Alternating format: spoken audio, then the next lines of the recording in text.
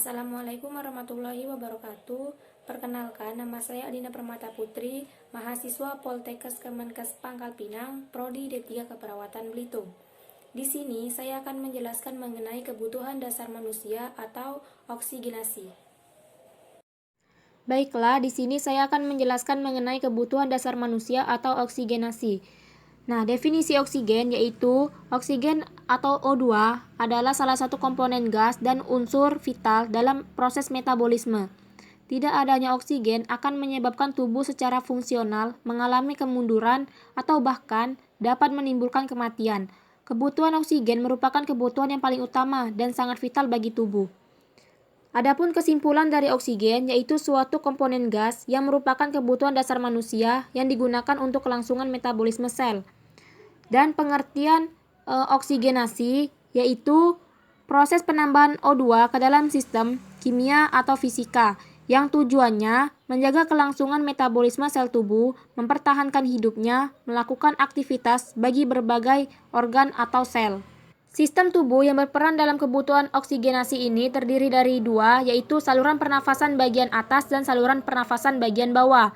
Untuk saluran pernafasan bagian atas yaitu dari hidung, faring, laring atau tenggorokan, dan epiglotis.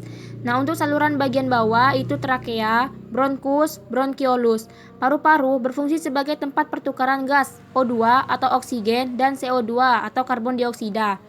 Nah, untuk proses oksigenasi ini terdiri dari tiga. Yang pertama yaitu ventilasi, yang dipengaruhi oleh beberapa faktor, yaitu adanya konsentrasi oksigen di atmosfer, 2. Adanya kondisi jalan nafas yang baik, 3. Adanya kemampuan toraks dan alveoli pada paru-paru. Adapun yang kedua yaitu difusi. Difusi ini dipengaruhi oleh beberapa faktor, yaitu 1. Luasnya permukaan paru-paru, 2. Tebal membran respirasi, 3. Perbedaan tekanan dan konsentrasi O2, dan 4. Yaitu afinitas gas. Lalu proses yang ketiga yaitu transportasi. Transportasi ini dipengaruhi oleh beberapa faktor juga, yaitu cardiac output dan kondisi pembuluh darah.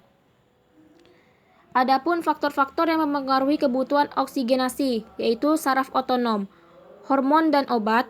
Semua hormon termasuk derivat katekolamin yang dapat melebarkan saluran pernafasan. Alergi pada saluran nafas seperti debu, bulu binatang, serbuk benang sari bunga, kapuk, makanan. Lalu faktor perkembangannya yaitu tahap perkembangan anak dapat mempengaruhi jumlah kebutuhan oksigenasi. Lalu ada faktor lingkungan seperti faktor alergi, ketinggian, dan suhu di mana kondisi tersebut mempengaruhi kemampuan adaptasi. Lalu ada faktor perilaku, seperti perilaku dalam mengkonsumsi makanan atau status nutrisi. Adapun mekanisme pernafasan. Mekanisme pernafasan ini dapat terjadi secara sadar dan tidak sadar. Lalu ada inspirasi dan ekspirasi.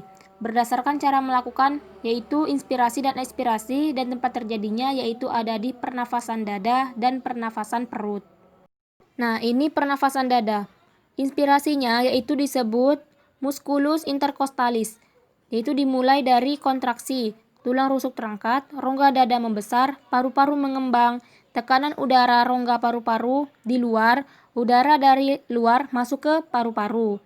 Nah, untuk ekspirasi yaitu musculus intercostalis, yaitu terjadinya relaksasi, tulang rusuk turun, rongga dada menyempit, paru-paru mengecil, tekanan udara rongga paru-paru di luar, udara keluar dari paru-paru.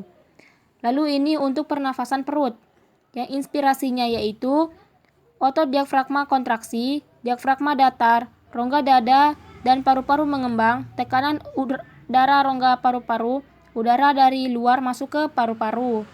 Lalu untuk ekspirasinya yaitu otot diafragma relaksasi, diafragma melengkung, rongga dada dan paru-paru mengecil, tekanan udara rongga paru-paru, lalu udara keluar dari paru-paru.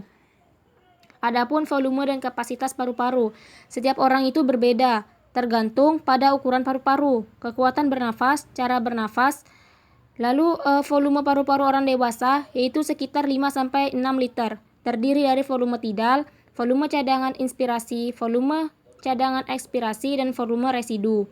Nah, volume tidal ini adalah volume udara hasil inspirasi atau ekspirasi pada setiap kali bernafas normal, yaitu kurang lebih 500 cc atau mililiter pada rata-rata orang dewasa muda. Untuk volume cadangan inspirasi ini, volume udara ekstra yang dapat diinspirasi setelah volume tidal, kurang lebih 3000 cc atau mililiter. Nah, untuk volume cadangan ekspirasi, yaitu volume udara yang masih dapat diekspirasi kuat pada akhir ekspirasi normal, kurang lebih mencapai 1100 cc atau mililiter. Nah, untuk volume residu, yaitu volume udara yang masih tetap berada dalam paru-paru setelah ekspirasi kuat, kurang lebih 1200 cc atau mililiter. Nah, adapun tindakan untuk mengatasi masalah oksigenasi. Yang pertama yaitu latihan nafas. Yang kedua itu batuk efektif. Yang ketiga pemberian oksigen. Dan yang keempat penyisapan lendir. Nah, untuk tujuan oksigenasi ini yaitu mencakupi kebutuhan sel dan jaringan dengan cara memberikan oksigen dan ventilasi yang cukup. Alat untuk menilai kebutuhan oksigen, sel jaringan, saturasi oksigen dengan menggunakan pulse oximetry. Normal saturasi oksigen yaitu 95% sampai 100%.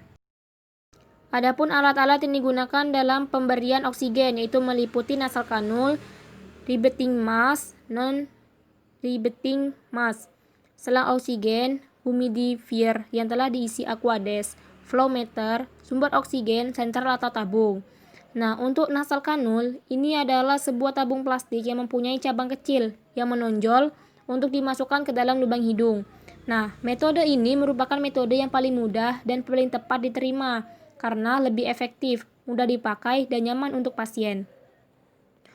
Untuk humidifier ini adalah alat yang dilengkapi dengan kontainer air steril yang bisa diisi kembali dan sekali pakai. Alat ini melekat pada alat yang menghasilkan oksigen. Alat ini berfungsi melembabkan, membasahkan oksigen sebelum bergerak melalui hidung ke paru-paru. Nah, untuk flow meter adalah sebuah alat yang melekat ke oksigen outlet yang mengatur jumlah oksigen yang dihasilkan.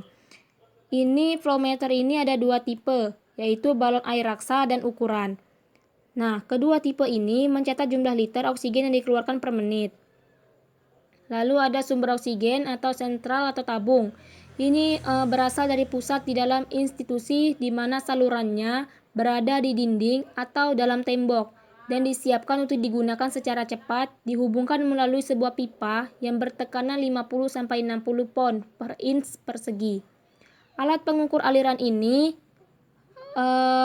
membuka jalan keluar dan pembukaan katup membuka aliran oksigen terjadi. Lalu ada tahap preinteraksi, yaitu cek catatan keperawatan dan catatan medis klien terhadap indikasi tindakan, yaitu siapkan alat-alat berupa tabung humidifier, plester, gunting plester, flow meter, dan tabung oksigen, lalu cuci tangan. Nah, untuk tahap orientasi yaitu berikan salam, panggil klien dengan namanya, jelaskan tujuan dan prosedur tindakan yang akan dilakukan kepada pasien dan keluarga, beri kesempatan pasien untuk bertanya, jaga privasi klien, atur posisi klien agar nyaman. Lalu ada tahap kerja. Nah, tahap kerja ini dapat mengisi gelas humidifier dengan for irrigation setinggi batas yang tertera. Lalu menghubungkan pressure regulator dengan tabung O2. Jika belum terhubung, kemudian buka pengatur aliran O2 atau keran antara tabung dan pressure regulator, atau jika sumber O2 sentral, hubungkan flow meter dengan outlet dinding dari sentral O2. Lalu cek fungsi flow meter dan humidifier dengan memutar pengatur konsentrasi O2 dan amati ada tidaknya gelembung udara dalam gelas flow meter. Menghubungkan kateter nasal atau kanul nasal dengan flow meter. Lalu alirkan oksigen ke kateter nasal dengan menggunakan punggung tangan untuk mengetahui ada tidaknya aliran. Cek kanul tiap 6-8 jam, membereskan alat dan melepas sarung tangan. Lalu tahap terakhir itu tahap terminasi. Tahap terminasi ini merupakan evaluasi hasil yang dicapai, baik subjektif maupun objektif. Beri komentar yang positif pada klien, kontrak pertemuan selanjutnya, mengakhiri pertemuan dengan baik, cuci tangan. Dan yang terakhir yaitu dokumentasi. Dokumentasi ini adalah sebuah tindakan yang sudah dilakukan beserta respon klien. Mungkin hanya itu yang dapat saya sampaikan. Semoga bermanfaat bagi kita semua.